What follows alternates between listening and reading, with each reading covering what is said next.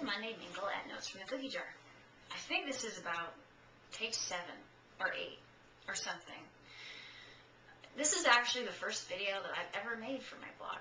I've had my flip camcorder forever, it seems like, but I don't know, I just never got into the whole video thing.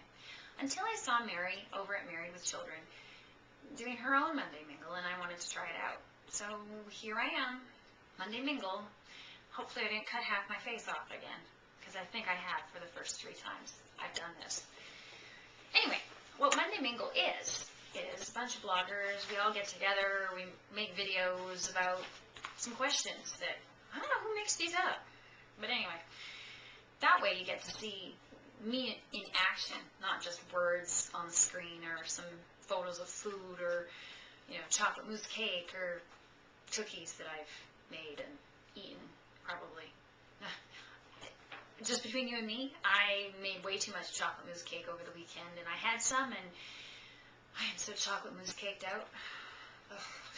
Anyway, what decade do you think would be the most fun? Well, I was born in the 70s. I don't remember them. I was a teenager in the 80s, and the 80s was pretty good. Jelly shoes, acid wash jeans, big hair, it was fun. I grew up Central BC, was a really boring kid actually. Didn't do anything exciting, didn't party, never partied. Got married at 22. So, I don't know, I really liked the 80s. But I probably would have been boring no matter what decade I was born in. The next question is, on what TV show would you like a guest starring role? Well, I don't think it's any secret. Jamie Oliver's Food Revolution. Yeah, you know where to find me. I'd love to be on that show. The only other show that I can think of that could possibly be something we would like to be on, and I say we because my husband would be so thrilled, would be Ghost Hunters. He's a total Ghost Hunter fan.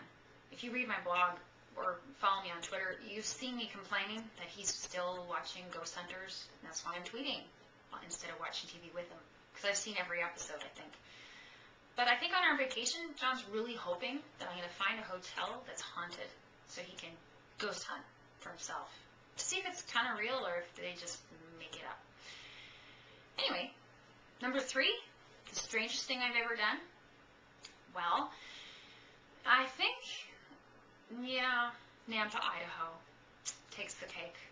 When we were on Food Revolution road trip, we stopped in Nampa overnight. If you've ever been to Nampa, there's no restaurants in Nampa. At least I'm told by someone who lives close by that Nampa's not known for its good restaurants. We did find one good restaurant, and it was in a Masonic temple, the downstairs, and it had a grand piano and fine china, and the shorts and t-shirts didn't quite cut it, so we left pretty fast.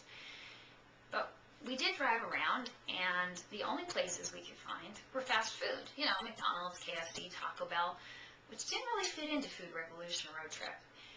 Across from our hotel, they were building a mall, and there was nothing even in it yet. So we kept driving and driving. After half an hour, we finally stopped at a Walmart, all hungry and frustrated. I think John thought I lost my mind when I told him to stop. Or either that or I had to pee, which is what I normally have to do every half hour on a road trip. I'm just kidding. But anyway, I got out of the car. I go past the guy who's, standing there, the greeter. Hey, ma'am. I accost a random shopper.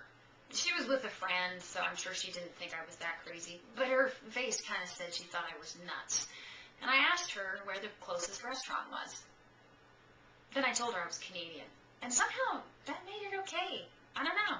Do Canadians do that a lot? I don't think so. Anyway, I think that's probably the weirdest thing I've ever done. And it was all in the name of Food Revolution road trip, though, so I guess that's all right. Anyway, it was fun talking to you, or talking at you, via video, and tune in next month when I make another one.